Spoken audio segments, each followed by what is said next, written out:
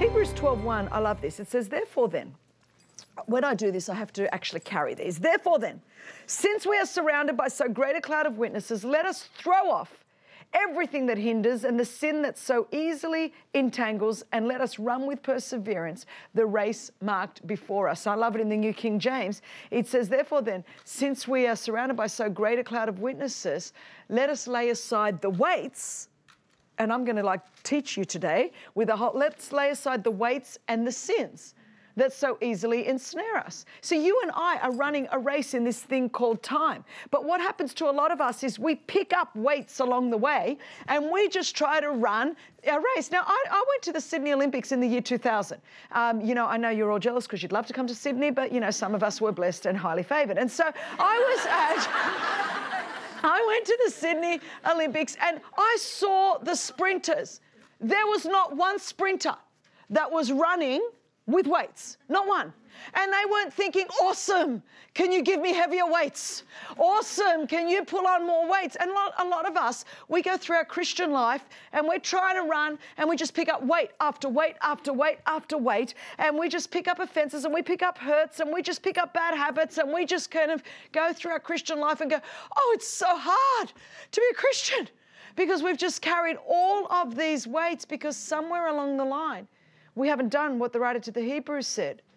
He says, therefore then, what is therefore? In the Bible, when something says therefore, then ask yourself the question, what is this therefore? What's it there for? Well, what's it there for? It's because there's a whole cloud of witnesses that are listed in Hebrews chapter 11. And then the writer to the Hebrews says, well, therefore then, since we're part of this eternal divine relay, if you're going to keep running, you're going to keep staying forever young, you're going to not just run your race, but you're going to finish your course, then guess what? You're going to have to lay aside the weights. Well, what do you mean lay aside the weight? Well, they could be your friends. Whoa. Good Christian people. Heaven bound. You might have even got saved through them. But the fact is, they've been okay to bring you this far. But if you're honest, you want to really push on in your relationship with the Lord, you get into a faith environment, you take 10 steps forward, you get around those friends, and all of a sudden you've just taken 20 steps back. They have now become an anchor, a weight to your destiny. It could be that you're getting your counsel from people that really are not walking in the same, just in sync with you, and they're not certainly following Jesus Christ. And of course, we all need to have friends across the broad spectrum, but not in terms of your life decisions and your greatest, wisest counsel. People that are not basing their life on the truth of God's word. Well, the truth is they're becoming a weight and an anchor, and they're holding you back. And at some point, you've got to make a decision. I'm going to lay this aside. It could be anything, a number of things. It could be a level of thinking. And your thinking's been good this far, but the truth is it's now a weight, because what brought you here isn't going to take you there. Your thinking at this level has been okay thus far. Perhaps your traditions, your cultural mindsets. I grew up in a very staunch Greek Orthodox home.